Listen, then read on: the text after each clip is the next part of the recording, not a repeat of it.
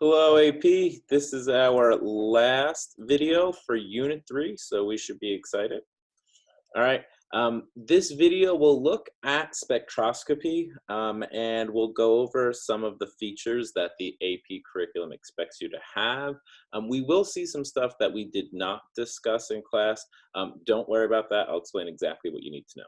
All right, so spectroscopy can determine the structure and concentration in a mixture of a chemical species. All right, so differences in absorption or emission of photons in different spectral regions are related to the different types of molecular motion or electronic transition. All right, what this is just saying is we can learn about the structure of a molecule if we blast it with electromagnetic radiation. All right, now what type of radiation will kind of change what we're going to find out. But the whole point is to learn something about the material itself by exposing it to electromagnetic radiation. Now, it's a good thing we know electromagnetic radiation. There's a very thin visible range, all right, but we have our ultraviolet just beyond our violet and our infrared. We know that as we have longer wavelengths, we have shorter frequencies. As we have shorter frequencies, as we have shorter wavelengths, we have larger frequencies, and the frequency of electromagnetic radiation is associated with its energy. So ultraviolet radiation has more energy than infrared. So molecules and atoms can absorb that energy. All right, so the basic setup, I know there's a blurry picture, but we can shine light and we can separate it and we can detect specific types of light. So if we shine a very specific type of light, whether it be a color, whether it be a certain type of ultraviolet or infrared, we can run it through a sample and we can see what we get on the other side. So we're passing the electromagnetic radiation through the sample, all right? And only one type. We're not using white light, right? We're only using a very specific wavelength when we do this, all right? And again, we usually compare this, so we usually have a reference that's like a blank, and that would typically be like a 100% absorbance, everything's gonna go through, and then we see when it runs through the sample, did the sample absorb any light, and did it absorb it in any specific ranges? So the AP makes a point of listing the types of molecular motion, right? When a molecule or an atom, when it gains energy. So when our molecules, when our compounds, when they gain microwave radiation, and microwaves are lower in energy, it will be associated with transitions in the rotational levels. So in a chemical bond, the bond itself can rotate when it gains microwave radiation. All right, it's not breaking the bond, it's just kind of rotating it around. If you had that ball and stick model in your hand, you can rotate the two atoms, right? Now, infrared radiation, which is stronger than microwave, all right, it's associated with vibrations. So it's gonna move back and forth. As we get more energy, the bond itself will stop rotating, it'll start vibrating. And when we get into the ultraviolet and visible radiation, it'll start to be associated with transitions in the electronic energy levels, all right? So that's where it may absorb and move to a higher energy state, all right? And we may sometimes break off an atom too, we see that.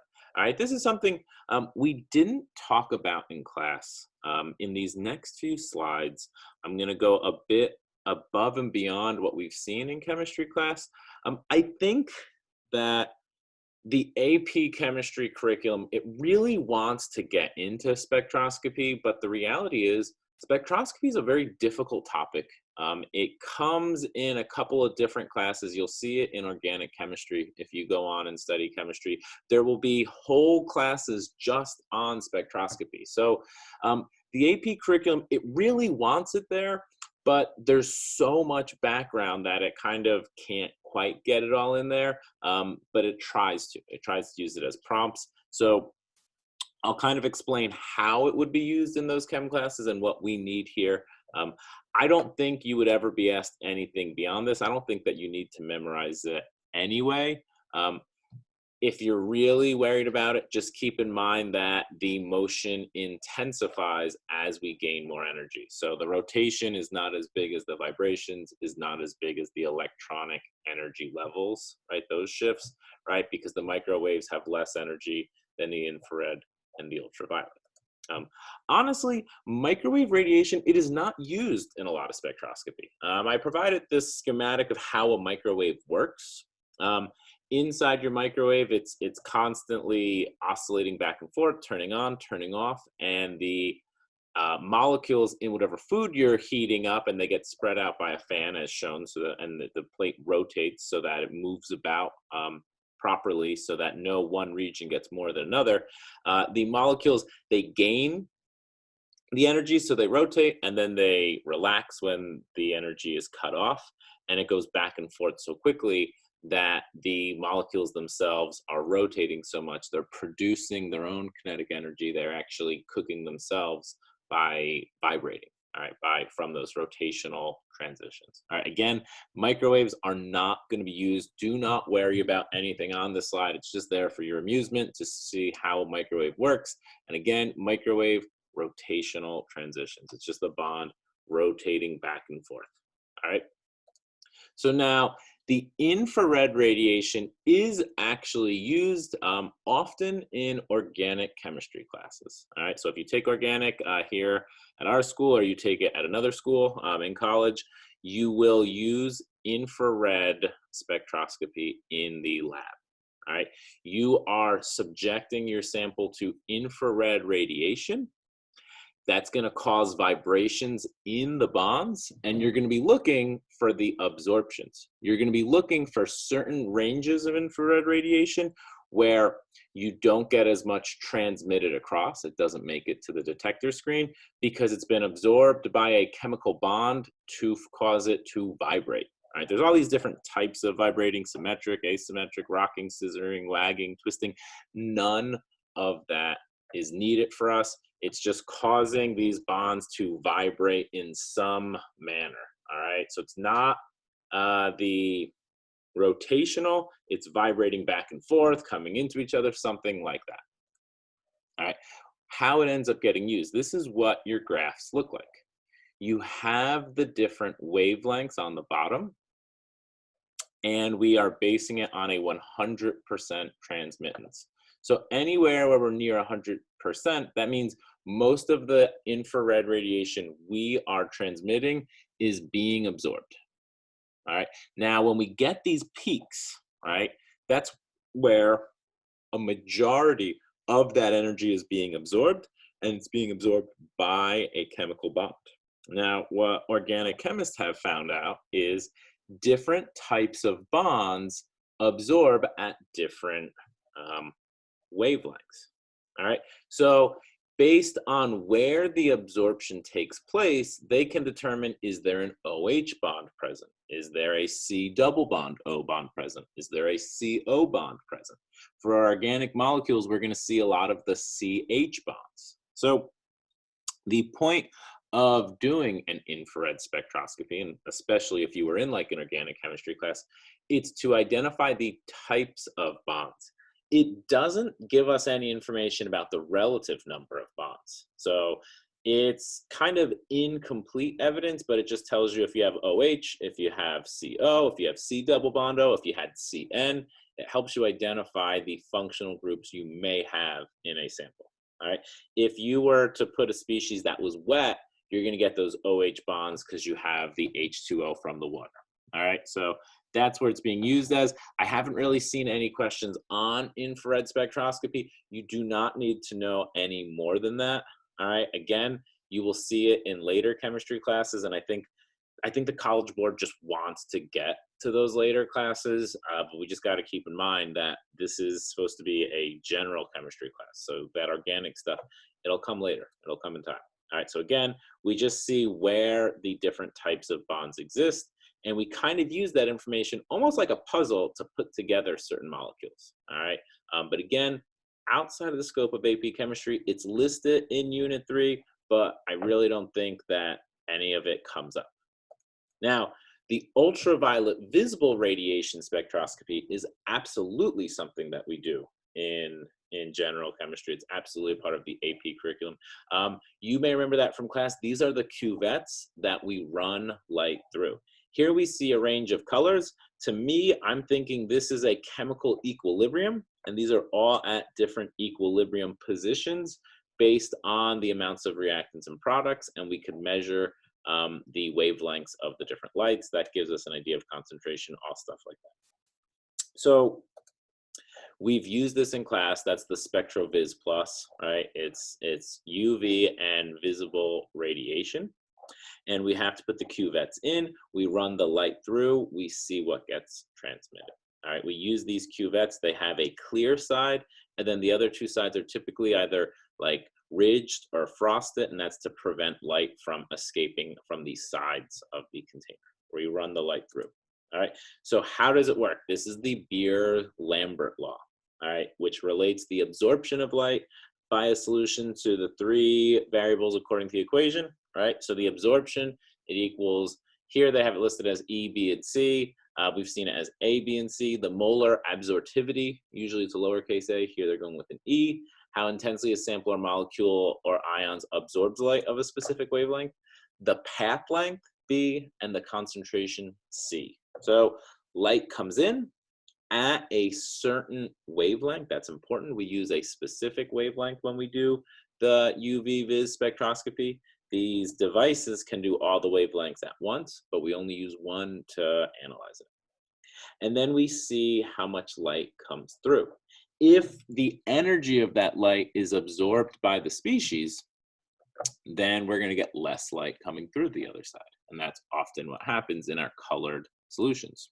So we always want to find the ideal wavelength. So here we would be using something in the 460s-ish range, right? We're absorbing blue light. So we're using a solution that's blue. Copper ions are always blue in solution. So that's why you will see copper a lot in these Beer-Lambert labs. All right, so we're looking at blue light being absorbed. We would set the spectrometer to that specific wavelength. All right, and then we would run different samples through it. Now, what ends up happening, because the molar absorptivity and the pathway length are constants, what Beer's law tells us is that the absorbance is directly proportional to the concentration. So since concentration is a part of solutions, a part of Unit 3, this is where Beer's law comes into play. We can find the concentration of an unknown solution as long as it's colored, right? We set our spectrometer to that color by putting a couple of standards. All right, we can get this graph and it's a linear relationship, and then we can do an unknown. We put the unknown in the spectrometer, we record its absorbance, let's say it's over here, all right, and then we would look at a graph, we would determine the concentration, all right, and there it is. All right, so it's a very useful lab technique. It comes up a lot, all right, so it's something that we may see as part of a prompt in the free response, all right, and it should be pretty straightforward. Higher absorbance, higher concentration. So it's a good way to determine an unknown concentration value. One thing I just want to point out, the light has to go through the cuvette. It has to be kept very clean. All right, you typically want to wipe down the sides. All right, so the light needs to move through.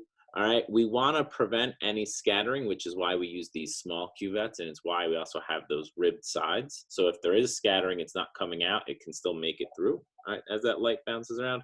And we will often see those what if questions, like what if a student did something wrong? What if there was something like a smudge on the cuvette? What if they left some water in it? Things like that. I just want you to think in any of those prompts, all right, the more the absorbance, which means the less light that comes through on the other end, the higher the concentration, all right? So if anything scatters the light, that's going to prevent light from reaching it to the other side, to the transmitter. So anything that's going to unintentionally scatter light, it's going to make us think that we have a higher absorbance. It's going to make us think that the solution has a higher concentration than it actually does. All right, so that's a question we've seen a few times on Beer's Law. What if there was a big smudge? What if they used the frosted side by accident? Anything that's going to inhibit light, it's going to make us think we have a higher absorbance. It's going to make us think we have a higher concentration.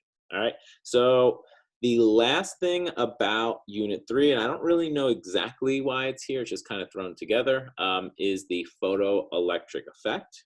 We will see photoelectron spectroscopy in Unit 1, but basically what it's just reminding us, and I think it's because this is the backbone of all of this spectroscopy, when a photon is absorbed or emitted by an atom or molecule, the energy of the species is increased or decreased by an amount of energy equal to the energy of the photon. All right, that's just some law of conservation of energy type stuff.